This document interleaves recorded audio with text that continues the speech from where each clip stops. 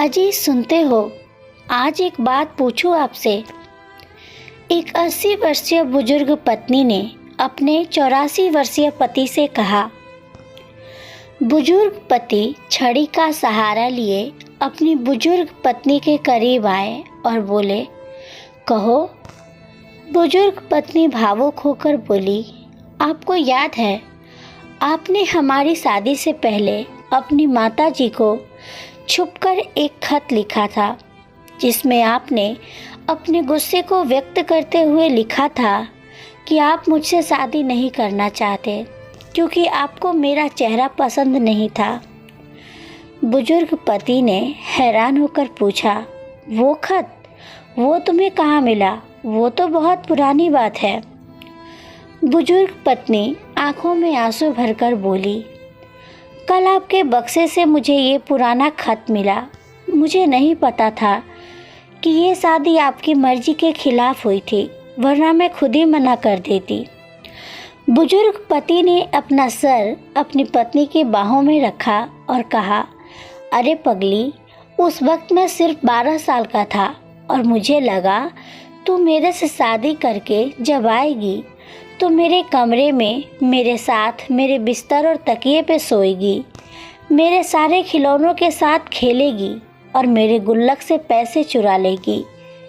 लेकिन उस वक्त मैं ये कहाँ जानता था कि तू मेरी ज़िंदगी में आकर मेरी ज़िंदगी को एक कमरे से बाहर एक घर तक ले जाएगी।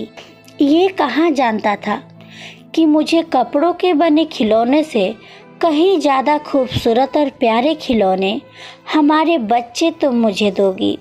ये कहाँ जानता था कि मेरी चिल्लर से भरी गुल्लक के मुकाबले तुम मुझे प्यार की बेशकीमती दौलत दोगी। अब बोल, और भी कुछ पूछना बाकी है? बुजुर्ग पत्नी ने तसल्ली के साथ कहा, भगवान का शुक्र है, मैं तो समझ रही थी तुम्हें उस पड़ोस वाली से प्रेम था। बुजुर्ग पति ने हंसते हुए कहा, अजी रहने दो, कहाँ वो और कहाँ मेरी ये राजकुमारी।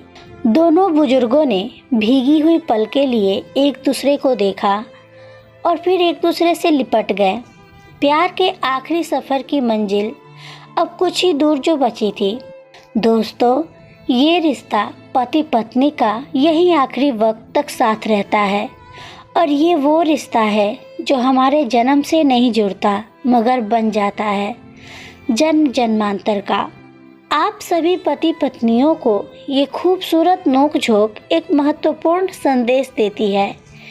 एक दूसरे का ख्याल रखिए, सम्मान कीजिए और सदैव साथ रहिए। उम्र भर का पसीना उसकी गोद में सूख जाएगा। हम सफ़र क्या चीज़ है ये बुढ़ापे में समझ आएगा।